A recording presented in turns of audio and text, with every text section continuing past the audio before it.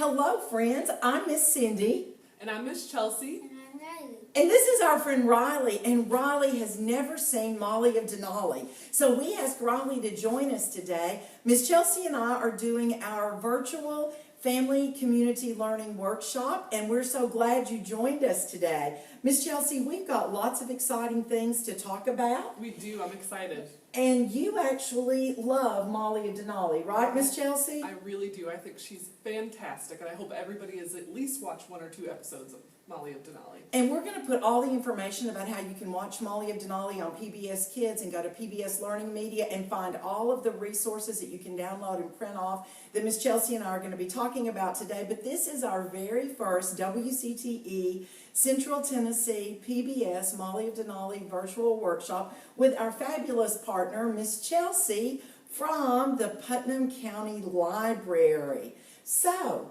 Riley, this is Molly. And these are Molly's family.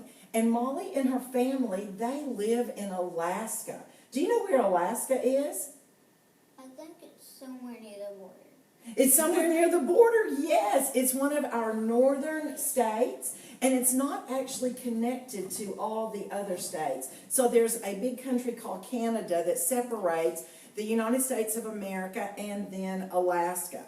So Molly's family lives in Alaska, and in Alaska, there are some really important native values that families like to live by. And Miss Chelsea, these are the books that we passed out to our families that registered through the library for the virtual workshop. And if you open that Molly and Me planner, you will see all kinds of information there. And we have a list of the vocabulary words that we're going to be talking about today.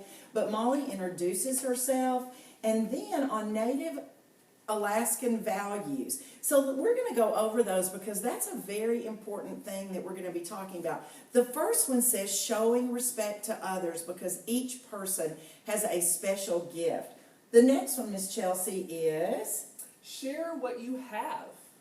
Giving makes you richer. So yes. Anything that your family has, and this is all in your in this museum planner, but it's also up here on the screen, so if you could see it better. So talk with your family about sharing what you have. Share with your neighbors, your friends, and share together as a family. Also, number 3 is knowing who you are. You are an extension of your family. So I'm an extension of my family. Raleigh's an extension of his family. And Miss Chelsea's an extension of her family. Number 4, sorry. Accepting what life brings. You cannot control, what's that say? Many things. So just kind of go with the flow. Right? That's right. Also, number 5, having patience. Some things cannot be rushed. So sometimes we have to try, and if we don't get it right or correct the first time, we just try again. Yep. Number 6, living carefully, because actions do have consequences. So it's good to have caution with anything you try new, right? Number 7, taking care of others, because we can't live without them. I can't live without my friend Riley and without my friend Miss Chelsea. 8, honoring your elders. So your grandparents, you have aunts and uncles, anybody who is a little bit older than you, honor them because they will show you the way of life. They have information and knowledge just from life experience. And the last one, seeing connections. All things are related. So today we're going to be talking about investigating animals that live in our area in the Upper Cumberland region of Middle Tennessee. But in the area where you live, there may be completely different types of animals that live in their native habitat there. So you're going to get an opportunity to investigate. In Molly's museum planner that everyone, if you did not pick up one at the library, you can download. There is also, Miss Chelsea, a page where you can write down what values are important to your family. Riley, is it important in your family to love and get along with each other? Yes. Yes, very important. So the first thing we're going to talk about is we're going to talk about the fact that Molly is all about informational text. And because Miss Chelsea's the librarian, she's going to tell you and show you some books that we have here in our public library about informational text. So yeah, you want to find informational text when you want to learn about a new thing. So of course today we're talking about animals in our area, and so I brought some books with me today that you can check out from the library, and they're all informational texts. It's stuff that you can learn about what, Riley? What animals are? Foxes. Foxes. So if you want to find interesting facts about what they eat, where they live, how they raise their babies, you can pick out books and find information on new things. So we've got informational text about foxes, bears, dogs. I bet a lot of people, families have pet dogs. You have a dog at home? We used to have 3. Wow. So people can have dogs and cats and deer. And there are a lot of deer in our area. There's also a lot of squirrels, and that's what Raleigh and I are going to be talking about later on. But when you're working with your family today, you can find the link that Miss Chelsea provided, a story on Molly of Denali, and it's a video about Suki's bone. And Suki is Molly's dog, and he finds a bone, and Molly shows it to her family, and they realize it's an artifact. And that's a really big vocabulary word that you're going to learn today, an artifact and what an artifact is.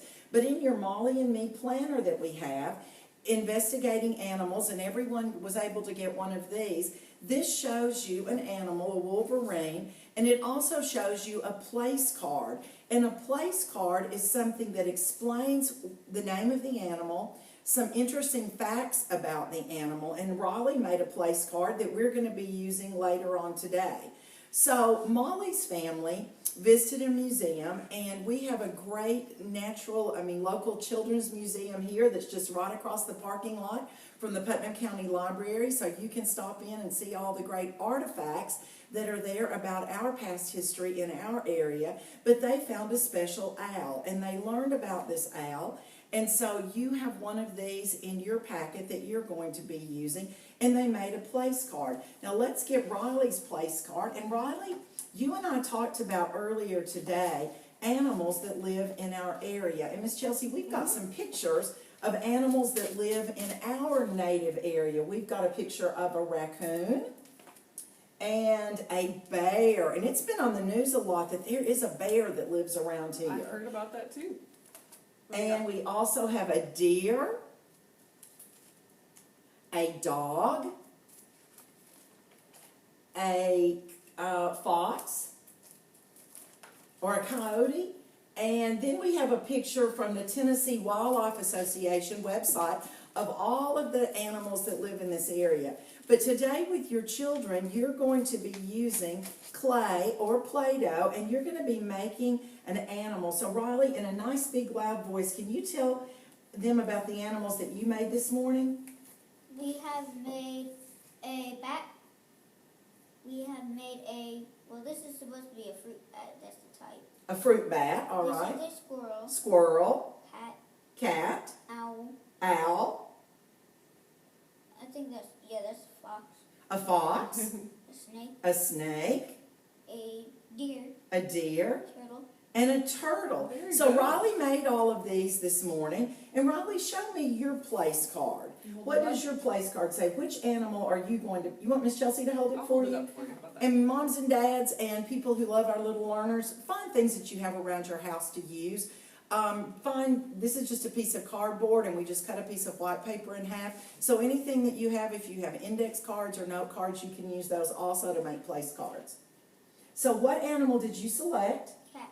A cat. So point to the cat. Can you show them? That's our cat. Very good And cat. tell me what you put on the place card about cats.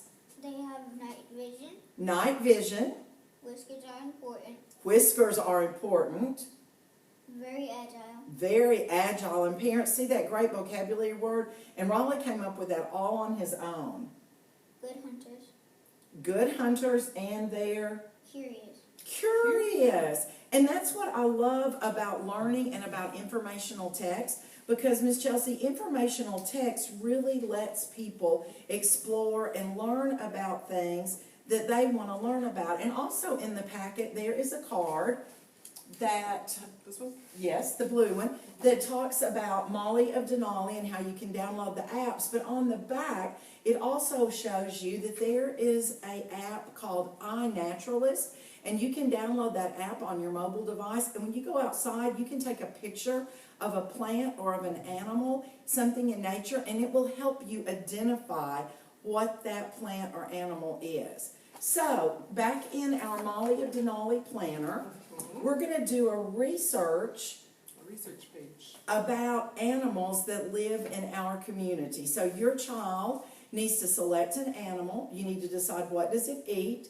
where does it live, and what are some interesting facts about that animal. So those are things that you can, and if you don't have the guide, you can just do that on a piece of paper, but you can also download the guide from PBS Learning Media, and remember, all of those are embedded on this website, so you can find that link. But in our book, we're going to do also an artifact. Could be an animal in our community that you would design the animal just like Riley did, and then it could actually be placed in the museum. And this, Riley, is how it would look if it was in the museum. So we've got all of our facts on the place card, and then we've got our animal. But Molly of Denali is a rich property created by PBS Kids, all about a little girl, Molly, who lives in Alaska, and all the things that Molly likes to do with her family. You can see that there are some other, Riley, do you see these? These are some other things. I believe that's a turkey. Don't you think that might be a turkey?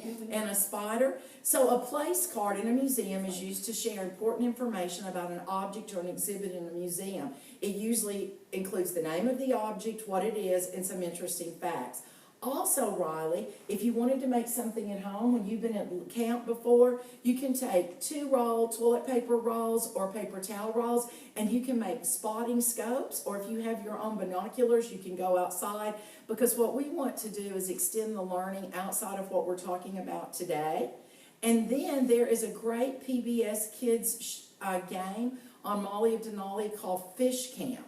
And when you are in fish camp, you are fishing and you're learning about different things. The next time Miss Chelsea and Riley and I come to visit you, we're going to be talking about exploring our community. So today, Riley, what are they supposed to do? Pick out an animal, get some interesting facts, research about that animal, make a place card for the animal, and then that artifact would go in a museum. Now, we can't take that to our museum, but you can start your own museum at home. You could start it in a shoebox. You could start it on a special table in your home. But parents, this is a way that you can really engage with your kids and use Molly of Denali. And Miss Chelsea, how important is informational text for students? It's very important. Of course, reading anything is awesome. But it's great to incorporate some things that are factual things that are fun to read, and they make some fantastic informational text that looks like a fun story, but you're actually learning a lot. And I'm sure Riley has some good suggestions too. You like informational text. So, next time in our session 2, we're going to be exploring our community and looking at maps, and we'll be back, and we'll just be so excited for you to join us again. Can we all wave goodbye? Bye. Bye.